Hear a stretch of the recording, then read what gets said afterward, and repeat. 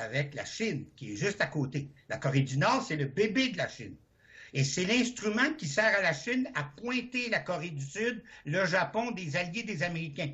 Et c'est comme ça que ça va se régler, la question de la Corée du Nord. Jusqu'à quel point la Chine va utiliser ce pays pour pointer les États-Unis et comment les États-Unis vont utiliser la Corée du Sud et attaquer la Corée du Nord pour rentrer dans le flanc de la Chine. Le vrai ennemi, c'est la Chine. L'URSS, à cause de son armement, le PIB de l'URSS n'est pas d'une grande importance. Sur le plan mondial, c'est 2% du PIB mondial.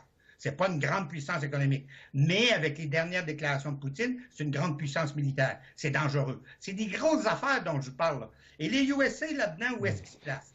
Les États-Unis n'arrivent plus à assurer la valorisation du capital mondial. Ils sont même obligés d'imposer des taxes spéciales, des droits de douane de 25% sur l'acier, acier qui vient de Chine beaucoup, mais qui vient aussi de ses alliés, le Canada, l'Allemagne, 1,2 milliard d'acier allemands qui rentrent aux États-Unis. Ils attaquent leurs alliés.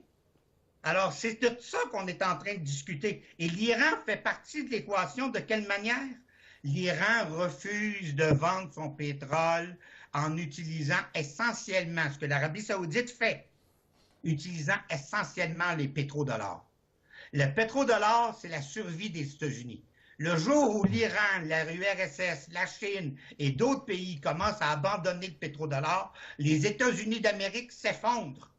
On parle du vrai, là, de la vraie business. Là. On parle des grosses affaires. Là.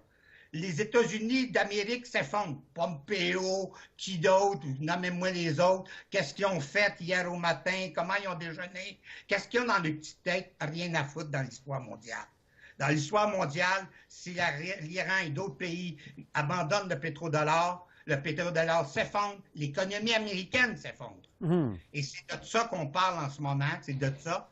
Et si l'Iran veut ne plus être la cible des Américains, que l'Iran utilise le pétrodollar essentiellement, comme fait l'Arabie saoudite, puis elle n'a pas de problème avec les États-Unis.